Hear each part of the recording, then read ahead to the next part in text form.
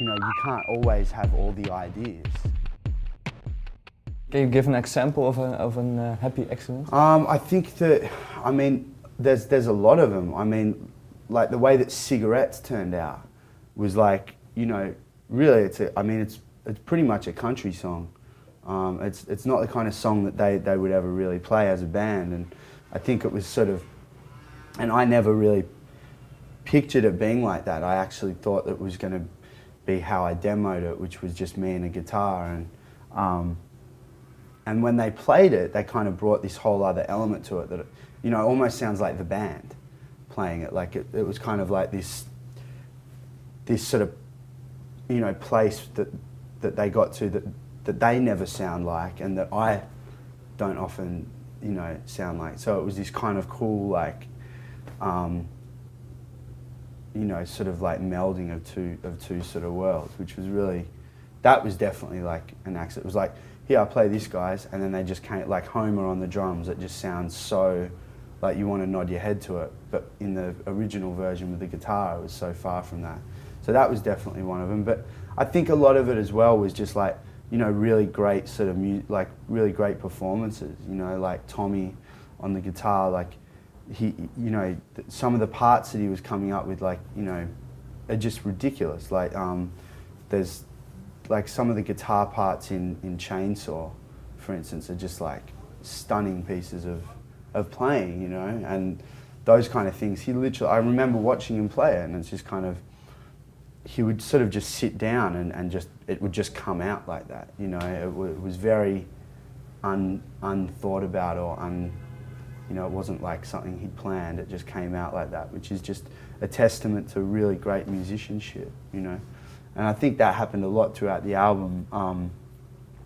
You know, there was definitely songs like, you know, Red was definitely like probably the one song on the album that we really did kind of try it in a bunch of different ways. You know, like Mark, we got a couple of different musicians in for that, and we tried it in a couple of different ways, and we were sort of, and then we finally got it to a point that, you know, where we wanted it. And that actually came from Sean Lennon and Harper Simon coming in and playing this amazing sort of guitar duet through the whole, all the guitars on there are those two playing a duet, which was kind of amazing really, because it's like a finger picking duet, so it sounds a lot more complicated than just one sort of person playing it. So there was just a lot of different moments on there where it was kind of like, you know, just like a perfect storm of kind of great musicians playing songs that they were reinterpreting quarterly, you know.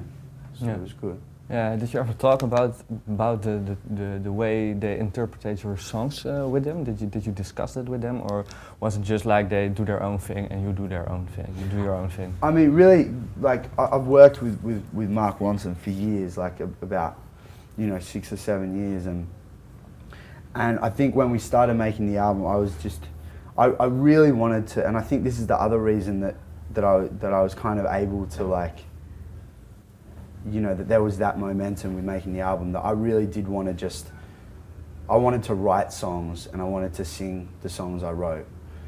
But I kind of did want to sort of draw a line in the sand a bit and sort of let Mark produce my album, you know. And I think that, you know, you can't always have all the ideas, you know. And I think for me it was really kind of, it was refreshing in a way and kind of liberating to actually sort of like hand the sort of baton to him as far as production goes, and he really kind of like, you know, produced the album. He produced me and he produced the Dap Kings, and he kind of like, you know, and together that kind of coupling really worked, you know.